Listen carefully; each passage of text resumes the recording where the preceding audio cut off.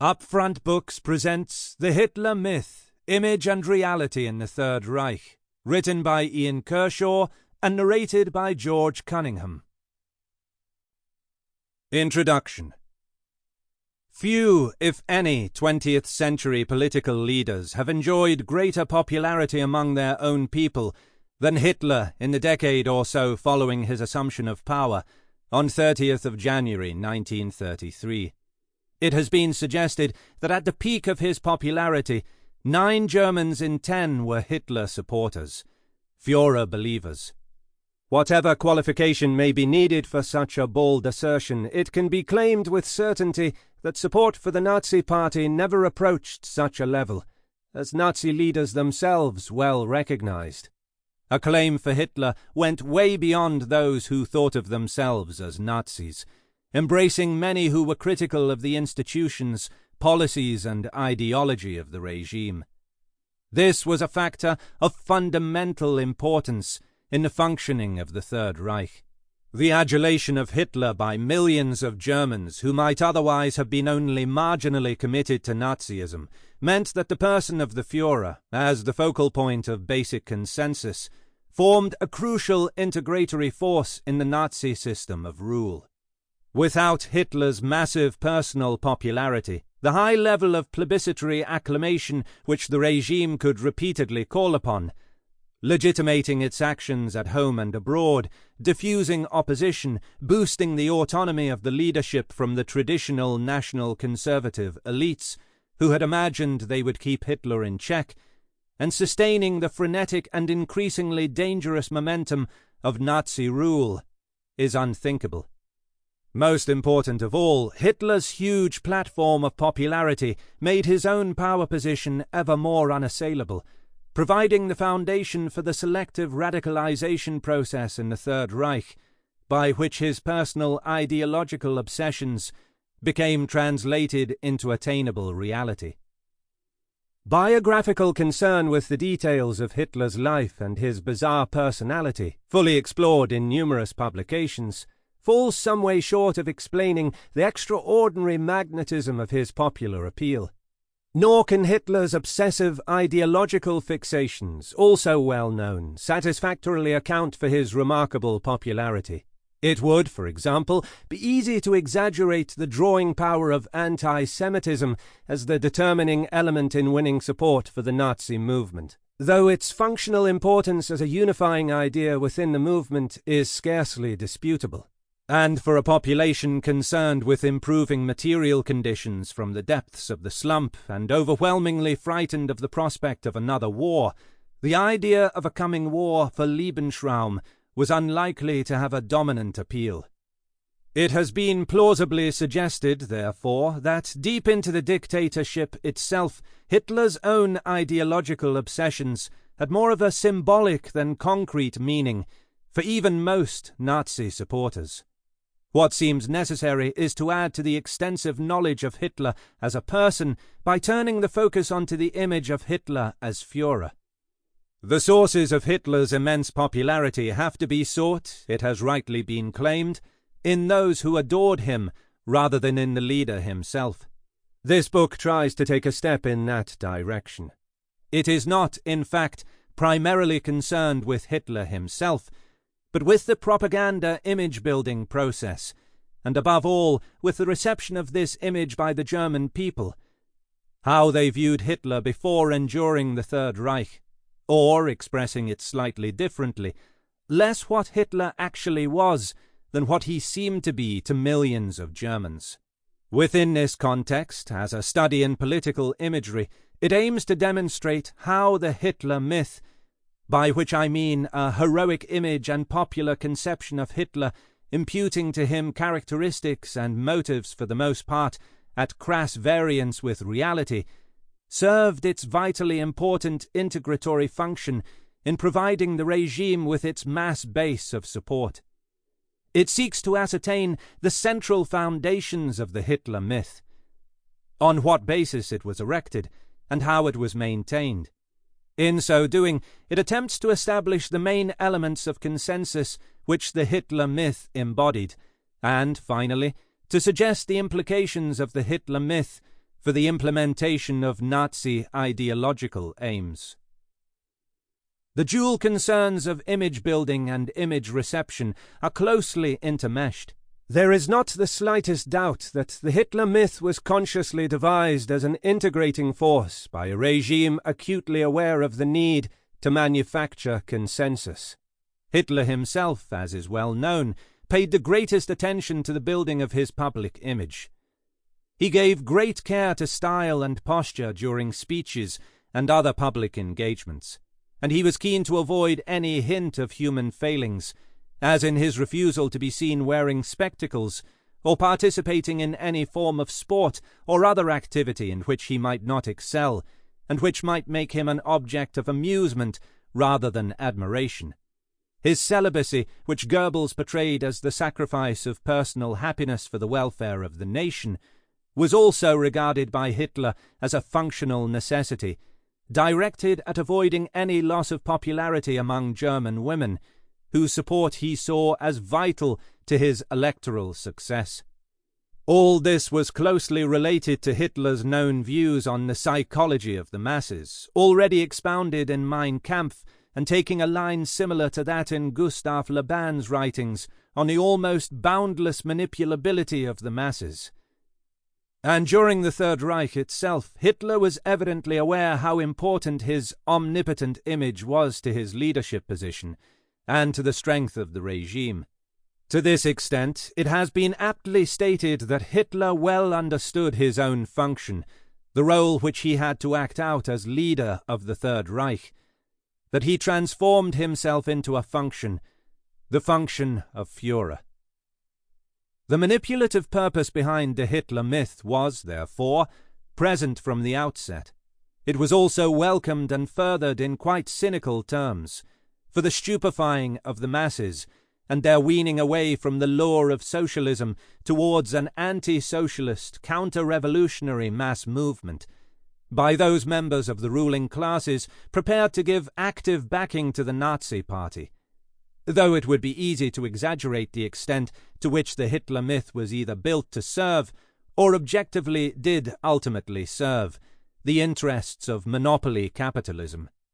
What does seem indisputable is that the constructed Hitler myth was indispensable in its integrative function, firstly as a counter to the strong centrifugal forces within the Nazi movement itself, and secondly in establishing a massive basis of consensus among the German people for those aims and policies identifiable with the Führer.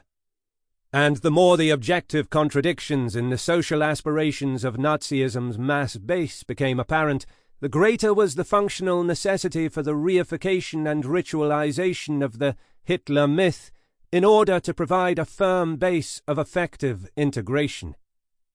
Towards the end of 1941, at the height of Nazi power and domination in Europe, Goebbels claimed the creation of the Führer myth as his greatest propaganda achievement. He had some justification for his claim, and we will indeed be partially preoccupied in subsequent chapters with examining the Hitler myth as an achievement of image building by masters of the new techniques of propaganda. However, it has been rightly pointed out that the heroic Hitler image was as much an image created by the masses as it was imposed on them. Propaganda was above all effective where it was building upon, not countering already existing values and mentalities. The ready-made terrain of pre-existing beliefs, prejudices and phobias, forming an important stratum of the German political culture onto which the Hitler myth could easily be imprinted, provides, therefore, an equally essential element in explaining how the propaganda image of Hitler as a representative individual, upholding the true sense of propriety of the German people, could take hold and flourish. Necessarily, therefore, we start with the roots of the leadership cult, which long predated the rise of Nazism, and with its early gestation within the Nazi movement, before its extension to the mass electorate between 1930 and 1933. As is well known, in the March election of 1933, held in a climate of national euphoria on the right and extreme terroristic repression of the left, Less than 1 voter in 2 supported Hitler's party. Most Germans were still either hostile to or unconvinced by their new chancellor. Yet in the course of the next 3 years or so, against the backcloth of an apparently total revitalization of German society, Hitler won over that majority of the majority, which had not voted for him in 1933. The Fuhrer-cult was now firmly established as a mass phenomenon, providing the Nazi regime with the legitimation of an adored leader enjoying an unprecedented degree of adulation and subservience from his people. Even at the time of Hitler's appointment to the chancellorship at the end of January 1933, that had scarcely seemed conceivable.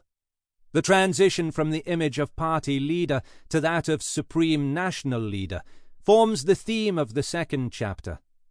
A number of important elements in the build-up of the Hitler myth are examined more closely in subsequent chapters. The extraordinary reflection of Hitler's popular image in reactions to the massacre of the SA's leadership in the Night of the Long Knives of 30th of June 1934, the detachment of Hitler in popular consciousness from the Nazi Party itself and from the misdeeds and sullied repute of local party bosses, and the way in which, thanks not least to public professions of support from hierarchy and clergy, Hitler's prestige was able to ride the dangers of the church struggle, largely unscathed, are given detailed consideration. The last theme in the manufacture of the Hitler myth which we explore is the way in which first a series of unimaginable successes in foreign policy, then the very heights of tension, and eventually the outbreak of war, affected the shaping of the legendary Führer image. By the time of the German victories in the West in 1940, the main components of the Führer myth, culminating in that of the great military genius, though at the same time the representative of the ordinary front soldier, had been assembled. The later chapters deal with its initial resilience amid slow decline, but then total collapse, as the Third Reich fell into ruins. The final chapter departs from the chronological sequence in order to tackle a last complex and important theme: the role and significance of the Jewish question in Hitler's public image. The sources for the investigation fall into 2 main categories. Firstly, innumerable internal confidential reports on opinion and morale compiled on a regular basis by German government officials, by the police and justice administrations, by Nazi party agencies, and by the Security Service, SD. And, secondly, down to the early years of the war, the rich reports filtering out of Germany to the exiled opponents of the Nazi regime, above all those fed to and circulated by the leadership of the exiled SPD, now calling itself the Sopada, in Prague, then Paris, and finally London. I have discussed the merits and pitfalls of this material elsewhere.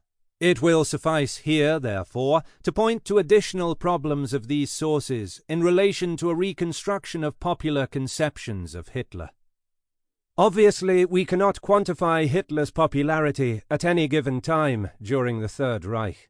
The reports of the regime's own agents provide us with a large number of varied subjective comments, qualitative judgments on the state of popular opinion. Naturally, people were particularly cautious about making disparaging comments about the Führer, whatever criticism might be risked about other aspects of Nazi rule. And the citizens' fear of criticizing Hitler was compounded by the anxiety of those compiling opinion reports, not to offend their superiors. We have to face up to the possibility, therefore, that eulogies of praise in the reports might reflect the opinion, genuine or forced, of the reporter rather than the public. Even if the reported comments faithfully reflect public attitudes, these attitudes may, of course, be themselves the expression of a more or less coerced conformity rather than of Hitler's genuine popularity.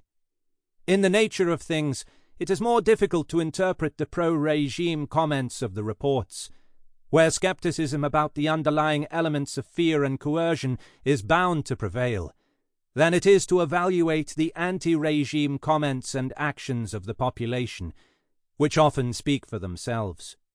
A potential danger, therefore, is an overestimation of oppositional attitudes, and a corresponding playing down of genuine approval and consensus. Given the type of material at our disposal, there is no objective or external criterion for solving this difficulty. However imperfect, the historian's judgment, based on patient source criticism, acquaintance with the complete mass of material available from different reporting agencies, and a readiness to read between the lines, has to suffice. The reports are not, however, beyond echoing direct criticism of Hitler. From the mid-war years on, a body of adverse comment, unmistakable even if veiled in expression, accumulates, strengthening, therefore, the argument that the positive tenor of the reports before this time had on the whole reflected genuine popularity and the absence of widespread and substantial criticism of Hitler.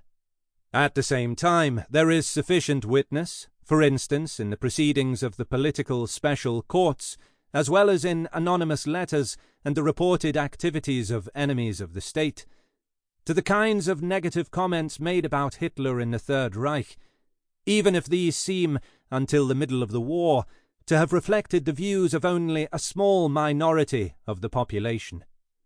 The Zapata reports naturally contain an inbuilt bias diametrically opposite to that of the internal reports. Zapata reporters gladly seized upon expressions of anti-Nazi sentiment which they encountered not infrequently in their main milieu of operation among the industrial workforce, and tended at times to err in judgment in the direction of an over-rosy estimation of the extent of underlying opposition to the regime. The editors of the Deutschlandbericht, Germany reports, are well aware of this danger, as indeed were some of the Zapada's border secretaries who were sending in the reports. It is all the more striking and suggestive, therefore, that even this oppositional source is, on numerous occasions, fully prepared to testify to the power and significance of the Hitler cult, and to accept that the Führer's massive popularity even extended to working-class circles, which had recognizably not been won over to Nazism. Though there are some important divergences and a totally different perspective, the Zapata material offers for the most part convincing corroboration of the picture of the Hitler image and its impact, which can be gained from the internal sources. There is sufficient evidence, then, as the following chapters try to show, to be able to point at least in an imprecise way to the pattern of development of Hitler's image, to the curve of his popularity, and the reasons behind it. In characterizing the leadership cult attached to Hitler, and in assessing the nature of its impact, the theoretical insights provided by Max Weber's ideal type of charismatic authority still, despite doubts about their applicability to concrete historical cases, appear to me to be invaluable. Max Weber conceptualized charismatic leadership, which he contrasted with traditional and legal, i.e., resting on impersonal, rational, bureaucratic rules, domination, as an extraordinary, unstable, and therefore transient form of rule, tending to arise in unusual or crisis conditions, and directed not at the solution of everyday problems of government, but at the overcoming of supradimensional crises and emergencies. Charismatic authority rests on the heroism or exemplary character of the leader, on the qualities by which he is considered extraordinary and treated as endowed with supernatural, superhuman, or at least specifically exceptional powers. Charisma, then, is a quality determined by the subjective perceptions of the followers. The followers of the leader are won over, and their backing derived from personal loyalty, not abstract rules or positions, sustained by great deeds, resounding successes, and notable achievements, which provide the repeated proof of the leader's calling. The bearer of charisma seizes the task for which he is destined, and demands that others obey and follow him by virtue of his mission. If those to whom he feels sent do not recognize him, his claim collapses. If they recognize it, he is their master as long as he proves himself. Failure, therefore, certainly a chain of failures, means a fatal undermining of charisma. Even without failure as such, the constant threat to charismatic rule is routinization, the lapse back into stabilization, regulation, systemization, normality. Only the dynamism of recurring success can sustain charismatic authority, which, therefore, is inherently unstable, forming a revolutionary but emergency, transitory type of rule. Charismatic authority was seen by Max Weber chiefly in the context of forms of primitive society, where warlords, chieftains, prophets, and magic men could thrive. And his analysis of the charismatic following relates to the immediate bodyguard, disciples, or agents of the leader. The conceptualization has been successfully applied by a number of historians to Nazism, in particular to Hitler's relations with his paladins and his standing within the movement. But the implications have seldom been extended to the wider framework of Hitler's relationship with the German people, although in an age of mass communication and mass politics, this seems a perfectly legitimate and potentially rewarding exercise. One of Germany's foremost historians remarked recently that it remained a prime task for scholars to analyze systematically and historically the construction of the charisma which did not surround Hitler at an early date, but which he first gradually developed and maximally exploited until, as undisputed Führer, he stood at the pinnacle of movement and state. Important aspects of this task, for example, the intellectual roots of charismatic authority, the political structures which favor it, the pseudo-religious dimension of its appeal, comparison of the Hitler cult with leadership cults in other societies, first and foremost in fascist Italy, and its influence upon foreign opinion leaders, need more systematic treatment than could be offered here. But the book attempts to contribute towards the task in helping to clarify the bases of Hitler's charismatic appeal and immense personal popularity, and in demonstrating the indispensability of the Führer myth to the functioning of Nazi rule. And, as I hope to show, admiration for Hitler rested less on bizarre and arcane precepts of Nazi ideology than on social and political values, if often distorted or represented in extreme form, recognizable in many societies other than the Third Reich. To that extent, however strange the deification of Hitler by the people of a modern industrial nation may seem to us, its causes contain a message which is not altogether comforting. Part 1. The Making of the Hitler Myth, 1920 to 1940. 1. Führer of the Coming Germany, the Hitler image in the Weimar era. We believe that fate has chosen him to show the way to the German people. Therefore we greet him in devotion and reverence, and can only wish that he may be preserved for us until his work is completed. Goebbels, 1929. Heroic leadership was a significant element in the ideas of the nationalist and Völkisch right long before Hitler's spectacular rise to prominence. It can justifiably be regarded as one of the central ideas of the anti-democratic movement in the Weimar Republic, and one of its indispensable articles of faith. Even after Hitler had momentarily stepped into the limelight during the Putsch fiasco of 1923, it was some considerable time before Völkisch writers and politicians propagating the Führer idea commonly came to associate their expectations with the leader of the NSDAP. The idea and the image of a Führer of the Germans had therefore already been moulded long before it was fitted to Hitler, and for years existed side by side with the growth of Nazism, without it being obvious to the protagonists of the need for heroic leadership that Hitler himself was the leader for whom they had been waiting. The readiness to place all hope in leadership in the authority of a strong man has in itself, of course, not been peculiar to Germany. Promotion by threatened elites and acceptance by anxious masses of strong authoritarian leadership, often personalized in one charismatic figure, has been, and still is, experienced by many societies, in which a weak pluralist system is incapable of resolving deep political and ideological rifts, and is perceived to be in terminal crisis. Given the intensity of the crises of parliamentary systems in numerous European states in the interwar era, and in a climate where the Great War still cast its long shadow, populist and militaristic leadership cults sprang up throughout Europe as part of fascist and quasi-fascist counter-revolutionary movements, most prominently outside Germany, of course, in the Duce cult of fascist Italy. Though the emergence of a leadership cult in Germany can clearly be seen in this European-wide perspective, its characteristic features and form of articulation have to be located in elements of a specifically German political culture long predating Hitler.